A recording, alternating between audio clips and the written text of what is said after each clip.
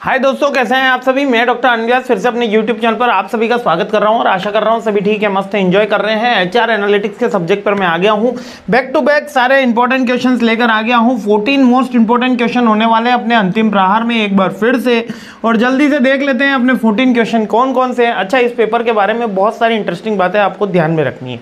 कौन कौन सी बातें ध्यान में रखनी है, जैसे कि इसमें एग्जाम्पल देके लिखना है अपन को। इस क्वेश्चन पेपर के अंदर चार्ट्स वगैरह बनाने हैं, डेटा का यूज करना है, यानी जितना एनालिटिक्स है ना, तो आपको थोड़ा नंबर्स के थ्रू जब एग्जांपल लिखोगे, जैसे 4000, 5000, 4, 10, 5, 12, तो आपका एक पेपर काफी ज्यादा इसके अंदर मार्किंग अच्छी मिलेगी। ज्यादा लेंथी नहीं लिखना है इसके अंदर, लेकिन आपको नंबर्स का यूज रखना है, ये एक मोस्ट इंपॉर्टेंट बात है।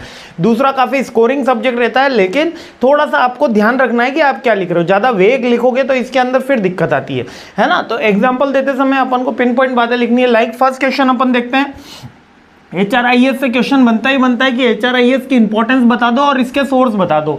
अब HRIS क्या होता है? ह्यूमन रिसोर्स इंफॉर्मेशन सिस्टम, यानी कि ह्यूमन रिसोर्स के पास जो ह्यूमन रिसोर्स डिपार्टमेंट रहता है, उसके पास जो इन्फॉर्मेशन रहती है उसका क्या सिस्टम होता है, बेसिकली कहाँ से डेटा कलेक्ट होता है।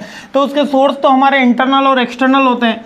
जो बंदे का इंटरनल सोर्स है, लाइक उसकी सैलरी वेजेस बनाते हैं अपन, पे रोल बनता है, वो उसका इंटरनल सोर्स है। एक्सटर्नल सोर्स में उसका रिक्रूटमेंट में अपन ने जो उसका रिज्यूम ले रखा है या CV ले रखा है, वो अपना एक्सटर्नल सोर्स है, या उसके रेफरेंस के थ्रू अपन जो डेटा कलेक्ट कर रहे हैं वो अपना एक्सटर्नल सोर्स है। तो बेसिकली HRIS हेल्प करता है ऑर्गेनाइजेशन की टू डेटा को कलेक्ट करने में, मैनेज करने में और इफेक्टिवली HR पॉलिसीज को ड्रॉ करने के अंदर। तो इसका HRIS करता क्या है, देखो, एक तो डेटा को स्टोर करेगा, ऑटोमेट करेगा, स्टोर एनालिसिस का काम करेगा, ऑटोमेशन का काम करेगा, डेटा के थ्रू पॉलिसीज बनेगी तो एफिशिएंसी इंप्रूव कराएगा, ट्रेनिंग की नीड बताएगा, डेवलपमेंट की नीड्स बताएगा, है ना। और पेरोल के टाइम, यानी कि सैलरी के टाइम में, टाइम अटेंडेंस में, ये सारी चीज़ें अपनी हेल्प करेगा, ठीक है।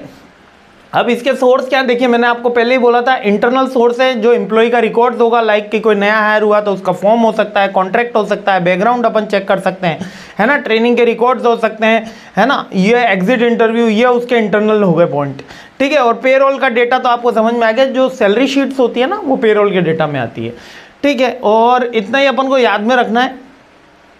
और इससे मेजरली क्या पूछ लिया जाएगा, मेजरली पूछ लिया जाएगा एक्सटर्नल में आप रेफरेंस लिख देना, है ना।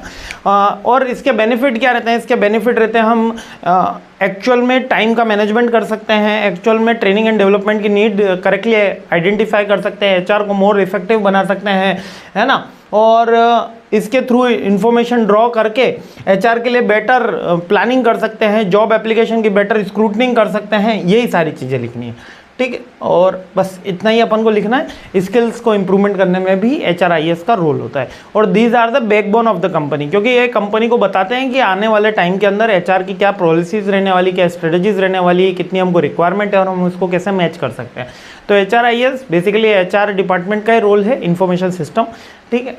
सोर्सेज मैंने प्राइमरी सेकेंडरी बोल दो या इंटरनल एक्सटर्नल बोल दो, दोनों एक ही बात है। तो आगे बढ़ते हैं, सीरीज आगे बढ़ाते हैं, क्योंकि समय है कम और लक्ष्य है बड़े। तो जल्दी सेकंड क्वेश्चन पर हमला बोलते हैं। जय हिंद।